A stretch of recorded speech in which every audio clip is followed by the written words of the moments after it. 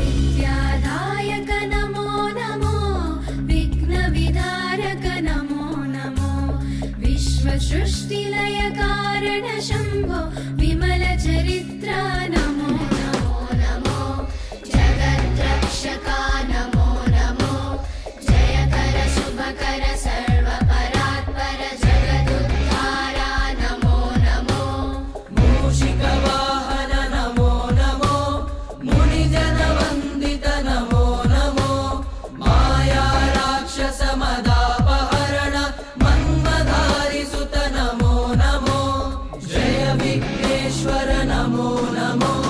ఇది కదా నిజమైన వినాయక చవితి అంటే. ఏదైనా ఒక అంశాన్ని కాన్సెప్ట్ గా తీసుకుంటే దాన్ని వర్కౌట్ చేస్తే అందులో ఉండే ఆనందమే వేరు. ఇప్పుడు ప్రతి ఒక్కరూ మాట్లాడుకుంటున్నారు విజయనగరంలో జరుగుతున్న వినాయక చవితి ఉత్సవాల గురించి. ఎందుకు అంటే దేశవ్యాప్తంగా వినాయకుడి విగ్రహాలు వెలుస్తున్నాయి, దేశవ్యాప్తంగా ప్రతి కమిటీ కూడా ఉత్సవాలు చేస్తోంది. కానీ వినాయకుడిని మనం ఎందుకు పూజించాలి, అసలు వినాయకుడి యొక్క ప్రాముఖ్యత ఏంటి, ఈ విషయం మనం సినిమాల్లో చూసాం, లేదంటే ఆ ఒక్కరోజు వ్రత సంకల్పమైన పుస్తకాన్ని చదివి తెలుసుకుంటాం. మరి ఈ ఫ్యూచర్ జనరేషన్కి ఎలా తెలుస్తోంది? ఏదో వెరైటీ వినాయకుడిని పెట్టారంట, చూసి వచ్చేద్దాం, ఇదేనా మనం ఇస్తున్న నాలెడ్జ్? కాదు. ఈ కాన్సెప్ట్తోనే విజయనగరంలో ఈసారి వినాయక చవితి ఉత్సవాలు జరుగుతున్నాయి. ఇప్పుడు మనం చూస్తున్నాం కదా, అసలు వినాయకుని చరిత్రలో అంటే వినాయకుడి జీవితంలో జరిగినటువంటి ముఖ్యమైన ఘట్టాలు అవి అందరికీ నేటి భవిష్యత్తుకు కూడా తెలుసుకుంటేనే వాళ్ళు కూడా వినాయకుడి పైన ఒక గౌరవం ఏర్పడుతుంది. ఏ రకంగా మనం పూజించాలి, ఎలా గౌరవించాలి అనేది నేటి ఫ్యూచర్కి తెలుస్తోంది అనే ఒక ముఖ్యమైన ఉద్దేశంతో ఇలా ఇక్కడ ఉత్సవాలు జరుగుతున్నాయి. చాలా ఇంట్రెస్టింగ్ అనిపిస్తోంది.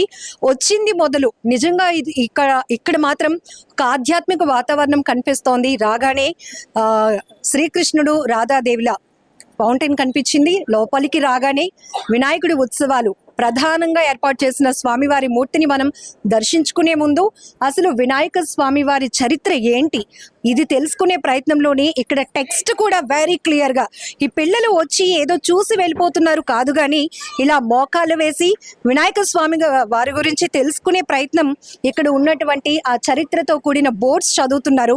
చాలా బాగా అనిపిస్తోంది.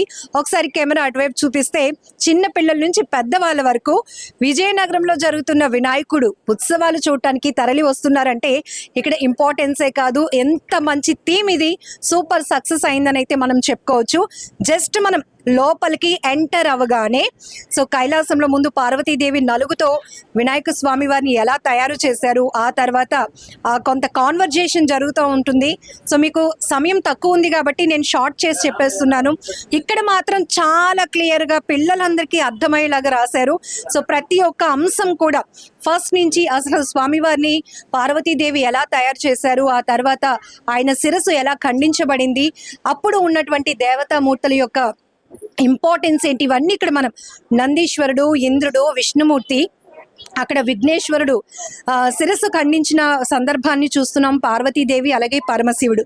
ఇవన్నీ కూడా ఇక్కడ కొంతమంది స్కూల్ పిల్లలు కూడా వచ్చి మోకాలేసి మరి ఆ బోర్డుని చదువుతూ వాళ్ళు చాలా నాలెడ్జ్ తీసుకుంటున్నారు. ఒకసారి పిల్లలతో కూడా మాట్లాడదాం. జనరల్గా వినాయక చవితి చేస్తారా ఇంట్లో? ఎస్ మ్యామ్, చేస్తాం. మరి బుక్ చదువుతారు కదా, అమ్మ కానీ నాన్న కానీ ఎవరొకరు బుక్ చదువుతారు కదా. స్టోరీ తెలుసా మీకు, వినాయకుడి స్టోరీ? తెలుసు. ఏం తెలుసు అంటే స్టార్టింగ్ పార్వతీదేవి నలుగుతోని వినాయకుడిని ప్రాణం పోస్తుంది. అయితేనేమో తను స్నానం చేస్తున్న సమయంలో వినాయకుడిని కాపలా పెడుతుంది. అప్పుడు పరమశివుడు వచ్చినప్పుడు వినాయకుడు అడ్డుకోగా పరమశివుడికి అత్యంత కోపం వచ్చి వినాయకుడి శిరస్సుని ఖండిస్తారు. అది చూసిన పార్వతీదేవి బాధతో వచ్చినప్పుడు ఒక రాక్షసుడు తల తీసి పెడతారు. ఆ రాక్షసుడు కోరిక మీదగా పరమశివుడిని అడుగుతారు, అంటే నేను అందరి చేత పూజించాలని. దానివల్ల గణేశుడి యొక్క ఇది అయింది. ఇక్కడ ఈ టెక్స్ట్ చదివావు కదా, మీ ఫ్రెండ్స్ కూడా చదివారు కదా, అది కళ్ళకు కట్టినట్టు విజువల్ గా నీకు అనిపించిందా? చాలా బాగా అనిపించింది. స్వామి గారు బుక్ చదివినప్పుడు అందులో ఉన్న కథ ఎలా ఉంటుందో ఇక్కడ థీమ్ కూడా అలా కనిపించింది. చాలా సేమ్ గా ఉంది. ఏమనిపించింది ఇక్కడ రాగానే? ఇక్కడ చాలా బాగుంది. ఇంకా దీన్ని టెక్స్ట్ చదివినంటే నాకు ఫుల్ గా వచ్చింది విజువల్, చాలా నాలెడ్జ్ వచ్చింది. టెక్స్ట్ కి కనెక్ట్ అవుతూ ఇక్కడ ఉన్నటువంటి విగ్రహాలు కూడా ఉన్నాయి, చాలా బాగుంది ఇక్కడ. చాలా బాగుందా? ఉమ్, Right. ఇదే నేను చెప్పాను కదా ఎందుకు ఇంత ఇంపార్టెన్స్ ఇక్కడ జరుగుతున్న ఉత్సవాల కోసం అంటే ఈవెన్ మనం కూడా చాలా స్టోరీస్ చదువుతాం, ఆ క్యారెక్టర్స్ ఇమాజినేషన్ చేసుకునేటప్పుడు కనెక్ట్ అవుతూ ఉంటాం. ఈసారి మాత్రం ఇక్కడికి వచ్చిన ప్రతి ఒక్కరికి ఈవెన్ బేసిక్ నాలెడ్జ్ ఉన్న వాళ్ళ నుంచి పెద్ద వాళ్ళ వరకు ఇక్కడ వినాయకుని యొక్క చరిత్ర కళ్ళకు కట్టినట్లు కనిపిస్తూ ఉంది.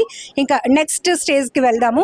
సో ఇక్కడ ఫస్ట్ ఏదైతే స్వామివారి జీవితంలో జరిగినటువంటి ముఖ్యమైన ఘట్టానికి సంబంధించిన అంశం అక్కడ క్లోజ్ అయిన వెంటనే ఇక్కడ అసలు స్వామివారికి కుడుములు ఉండ్రాళ్ళు ఇష్టంగా మనం ఎందుకు చేసి పెడతాము, ఇవన్నీ కూడా అంటే అప్పట్లోనే దేవతామూర్తులు స్వామివారికి ఉత్సవం చేసినప్పుడు వినాయక చవితి వ్రతం చేసినప్పుడు ఏమి ప్రసాదం పెట్టారు, ఎందుకు పెట్టాల్సి వచ్చింది, మనం భాద్రపద శుద్ధ చవితి నాడే స్వామివారిని ఎందుకు పూజిస్తాము అనేది ఏదో ఎవరో చెప్పేస్తే లేదంటే పుస్తకాల్లో చదివేసి ఫాలో అవడం కాదు. దానికి కనెక్ట్ అయినటువంటి పాయింట్ను కూడా ఇక్కడ చాలా స్పెసిఫిక్గా మెన్షన్ చేస్తూ పిల్లలకి మెయిన్గా వీళ్ళ కాన్సెప్ట్ కూడా ఫ్యూచర్ జనరేషన్కి వినాయకుడి కోసం పూర్తి స్థాయిలో తెలియాలి, అదే కాన్సెప్ట్తో ఇక్కడ ఉత్సవాలు జరిగాయి. ఇక్కడ మీరు చూడొచ్చు టెక్స్ట్ కూడా. సో పూర్తిగా అంటే టైం తక్కువగా ఉండటం వల్ల నేను మీకు షార్ట్ చేసి చెప్తున్నాను. ఎందుకు మనం భాద్రపద శుద్ధ చవితి నాడు చేస్తాము, విఘ్నేశ్వరుడికి కుడుములు ఉండ్రాళ్ళు పిండి వంటలు ఎందుకు సమర్పిస్తాము, దానివల్ల వినాయక స్వామి వారు ఎందుకు అంత హ్యాపీ అవుతారు ఆ ప్రసాదం వల్ల అని ఇక్కడ కూడా మనం ఇది సెకండ్ స్టేజ్లో చూస్తాము. సో మెయిన్గా ఇది ప్రధాన మూర్తిని పెట్టడం జరిగింది. స్వామివారు కూడా ఎంతో చాలా ఆధ్యాత్మికమైనటువంటి వాతావరణం కనపడుతోంది. ఖచ్చితంగా ఏదో క్రేజీనెస్ కోసమో లేకపోతే వైరల్ అయిపోయి ఫేమస్ అవ్వడము అనే థాట్స్ కాకుండా రకరకాల వినాయకుడిని మనం చూస్తున్నాం, ప్రతిమలు. నిజానికి వినాయకుడు ఒక్కడే స్వామివారు, ఎందుకంటే ఎటువంటి విఘ్నాలు లేకుండా ఏ శుభకార్యమైనా దిగ్విజయంగా జరిపించు స్వామి అని తొలి పూజ చేసేది ఆ వినాయక స్వామి వారికి. కానీ కొన్ని ఉత్సవాలు వికృతమైన చేష్టలకు కూడా తావిస్తున్నాయి. క్రేజ్ అని లేకపోతే ఇంకొకటని, ఇంకా అట్రాక్ట్ చేయాలని, ఫేమస్ అయిపోవాలని, ఇంకా నేను చెప్పలేను. కానీ అది కాదు. ఇక్కడికి రాగానే స్వామివారిని దర్శించుకుంటే ఆ స్వామివారి ప్రతిమను చూసిన వెంటనే మన కష్టాలు తొలగిపోతున్నాయి, స్వామివారు మనకు అండగా ఉన్నారు అనేటటువంటి ఒక భరోసా అనేది కల్పిస్తోంది ఇక్కడ ఉన్నటువంటి ఆధ్యాత్మికమైన వాతావరణం కూడా. సో నెక్స్ట్ స్టేజ్ ఇక్కడ మనం చూడొచ్చు. సో థర్డ్ స్టేజ్లో అయితే పురాణాల ప్రకారం అసలు కైలాసంలో పరమశివుడు ధ్యానంలో ఉన్నప్పుడు వినాయకుడు కైలాస ముఖద్వారం వద్ద కాపలా ఉంటాడు. అలాంటి సిచ్యువేషన్స్ని కూడా ఇక్కడ మనకి చూడొచ్చు. పర్టికులర్గా ఆ సమయంలో శివభక్తుడైన పరశురాముడు మహాశివుని దర్శనార్థం కైలాసానికి వచ్చినప్పుడు ముఖద్వారం వద్ద ఉన్న వినాయకుడు పరమశివుని ధ్యానానికి భంగం కలగకూడదని పరశురాముడిని లోనికి ప్రవేశించకుండా అడ్డుకొనగా అప్పుడు గణేశుని గుర్తించని పరశురాముడు ఆగ్రహిస్తాడు. తన ఆయుధమైన పరశుని వినాయకుని మీదకి విసరగా ఒక దంతం విరిగిపోతుంది. చిన్నపిల్లలకి చాలా వరకు కాదు, చిన్నపిల్లలకి ఏంటి పెద్దవాళ్ళు చాలా మందికి కూడా ఏకదంతాయ వినాయక అని మనం అంటూ ఉంటాం, కానీ ఆ సందర్భం ఏంటో కూడా మనకి తెలీదు. ఇక్కడ ఆ దంతం విరిగిపోవటానికి కారణం ఏంటి, ఏకదంతాయుడుగా వినాయక స్వామిని మనం ఎందుకు పూజిస్తాము అనేది కూడా ఇక్కడ మనకి పర్టికులర్గా తెలుస్తోంది. ఇంకా తల్లిదండ్రులను గౌరవించాలి, పూజించాలి. ఎందుకంటే దేవుడితో సమానమైనటువంటి గౌరవాన్ని మనం తల్లిదండ్రులకి ఎందుకు ఇవ్వాలి అనే కాన్సెప్ట్ ఇక్కడ పర్టికులర్గా. చిన్నపిల్లలు మాత్రం ఇక్కడ వచ్చి ఆగుతున్నారు.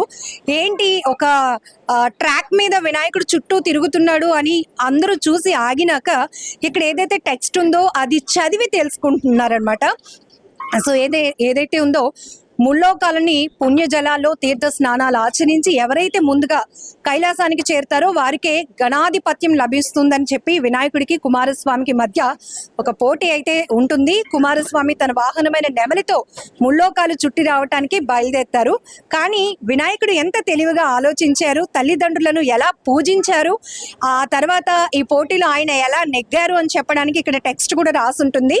వినాయకుడు శివ పార్వతుల చుట్టూ ముమ్మారు నారాయణ మంత్రం చదువుతూ ప్రదక్షిణలు చేసిన తర్వాత ముల్లోకంలోని పుణ్య జలాల యందు స్నానం ఆచరించి ఫలితం పొంది ఆ తర్వాత గణపతిగా నియమితులవుతారనమాట. సో శివ పార్వతులు తల్లిదండ్రుల చుట్టూ ఆయన తిరగటం అనేది ముల్లోక ప్రదక్షిణ చేసినంత పుణ్యఫలం సంపాదిస్తారు. కాబట్టి ఇక్కడ వినాయకుడి నుంచి మనం ఇంకొక మంచి విషయం, మన తల్లిదండ్రులను మనం ఎలా గౌరవించాలి, ఎలా పూజించాలి, వాళ్ళ బ్లెస్సింగ్స్ మన లైఫ్కి ఎంత ఇంపార్టెంట్ అనే విషయం కూడా ఇక్కడ చాలా పర్టికులర్గా తెలుసుకోవచ్చు. అది కూడా మన వినాయకుడిని ఇన్స్పిరేషన్గా తీసుకొని. ఇంకా లాస్ట్ అంటే ఇక్కడ ఉన్న అంటే ఆయన చరిత్ర చాలా పెద్దది, చాలా గొప్పది అయినప్పటికీ కూడా షార్ట్ కట్లోనే ఇక్కడికి స్టెప్ ఇన్ అయిన వెంటనే స్వామివారి గురించి పూర్తి స్థాయిలో తెలియజెప్పాలనే ఉద్దేశంతో ఇక్కడ కొంత మాత్రం ఏర్పాటు చేశారు ఈ థీమ్ని.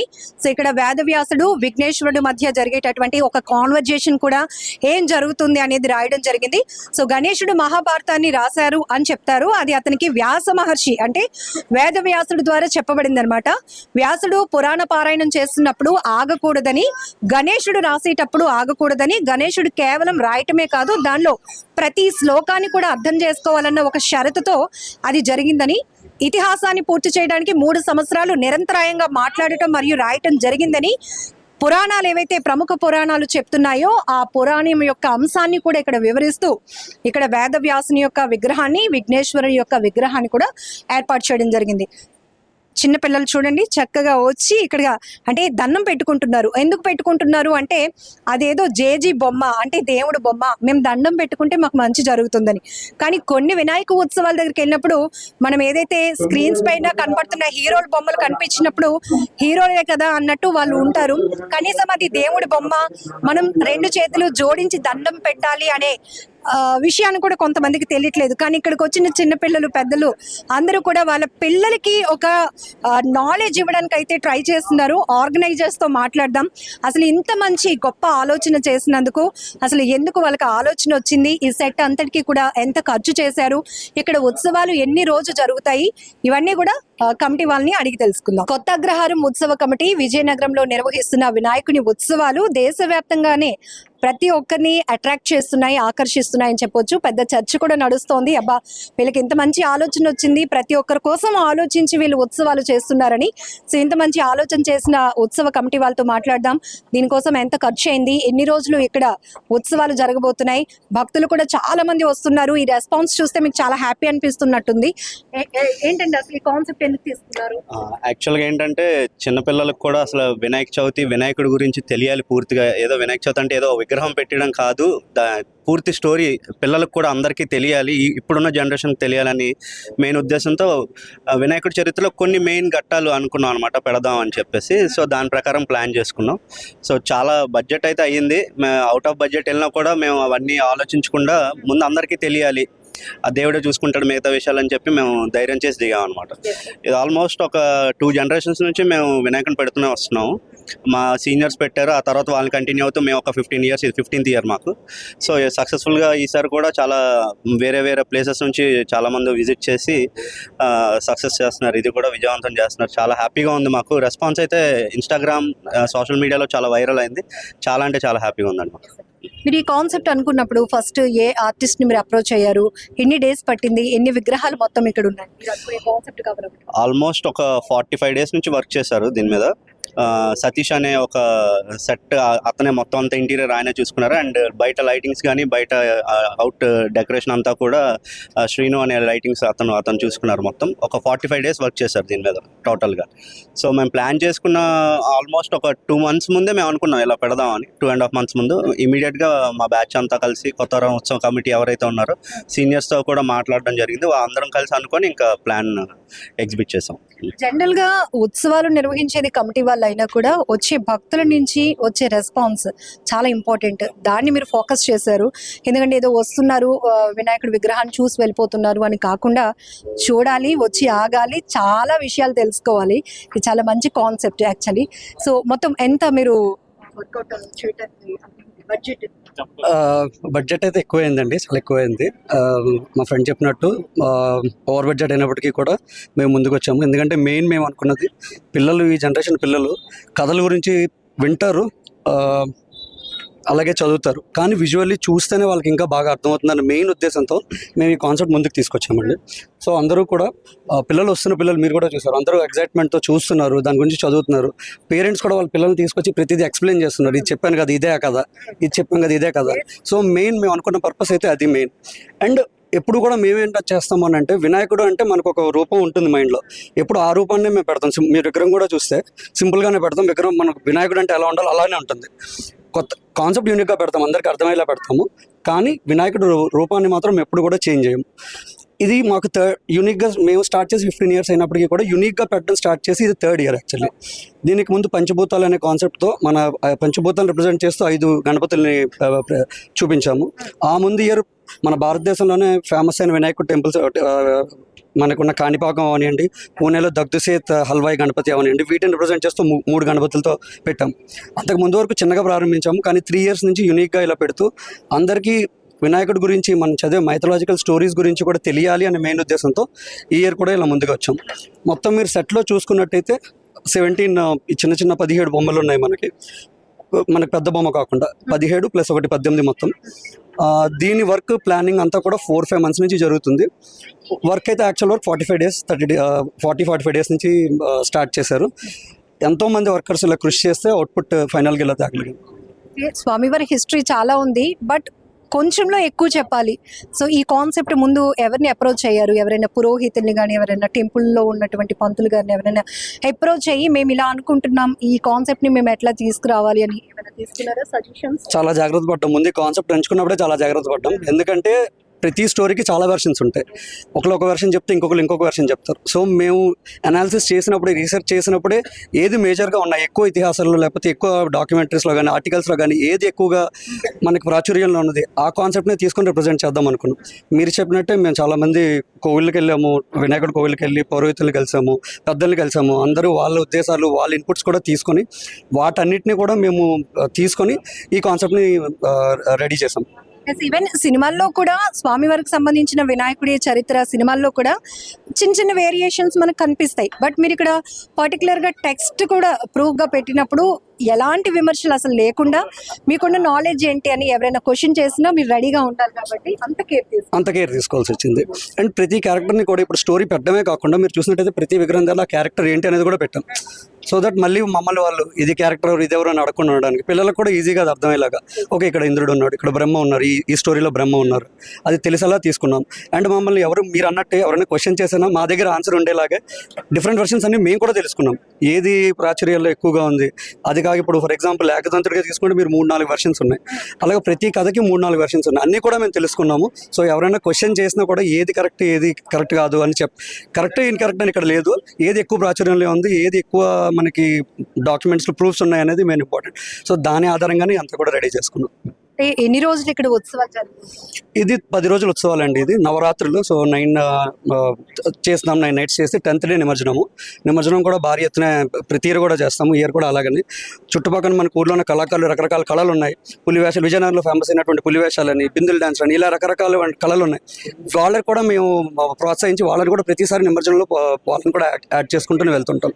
ఎందుకంటే ఒక ఈవెంట్ అనేది దేవుడి కార్యం అయినప్పటికీ కూడా ఒక 10 మంది దీనివల్ల బతకాలి అనేది మేము ఆలోచిస్తూ ఉంటాం. సో దీని పరంగా మాకు చూసుకున్నట్టయితే సెట్ వర్క్ చేసిన వాళ్ళు కానీ, లైట్ వర్క్ చేసిన వాళ్ళు కానీ, నిమజ్జనానికి మాతో పాటు హెల్ప్ అయ్యే ఈ వేషాలు అవనండి, కళాకారులు అవనండి, వీళ్ళందరికీ కూడా హెల్పింగ్ హ్యాండ్ ఏదో విధంగా ఇయర్కి వన్స్ అయినప్పటికీ కూడా బట్ ఏదో విధంగా అందరికీ ఆ కళల గురించి కూడా తెలియాలి, నెక్స్ట్ జనరేషన్ వాళ్ళకి తెలియాలి అని మేము ప్లాన్ చేస్తుంటామండి. సో వినాయక చవితి వచ్చింది, ఒక పండగ చేసేస్తున్నాం, విగ్రహాన్ని పెట్టేశాం, ఉత్సవాలు అయిపోయాయి. ఇది కాదు, దానికి ఒక పర్పస్ ఉండాలి. ఆ పర్పస్లో ప్రతి ఒక్కరూ చాలా విషయాలు స్వామివారి గురించి తెలుసుకోవాలి. ఇదే ఒక మంచి ఆలోచనతో చేసినటువంటి ఉత్సవాలు 10 రోజుల పాటు జరుగుతున్నాయి. ఎక్కడెక్కడి నుంచో సుదూర ప్రాంతాల నుంచి కూడా భక్తులు వస్తున్నారు. మొత్తానికి మండపం అంతా కూడా క్రౌడ్ చూస్తే కిక్కిరిసిపోతుంది. ప్రధానంగా చిన్న పిల్లల్ని తీసుకురావాలి, ఒక నాలెడ్జ్ వాళ్ళకి, అసలు స్వామివారి చరిత్ర పుస్తకాల్లో చదివి వినిపించడం కాదు, చూపించాలి అంటే ఖచ్చితంగా విజయనగరం రావాలి, ఇక్కడ వినాయకుడు స్వామివారిని దర్శించుకోవాలి. ఈ కాన్సెప్ట్ తో వీళ్ళు చేసినటువంటి థీమ్ మాత్రం నిజంగా అద్భుత. స్వామివారి ఆశీస్సులు మనందరితో పాటు వీళ్ళకి కూడా ఉండాలి. నెక్స్ట్ ఇయర్ ఇంకా చాలా బెటర్ గా చేయాలి. ఇది నిజంగా సూపర్ కాన్సెప్ట్. చాలా మంది మిమ్మల్ని అప్రిషియేట్ కూడా చేస్తున్నారు. ఇది కెమెరా పర్సన్ శేఖర్ తో లక్ష్మి, ఐ డ్రీమ్.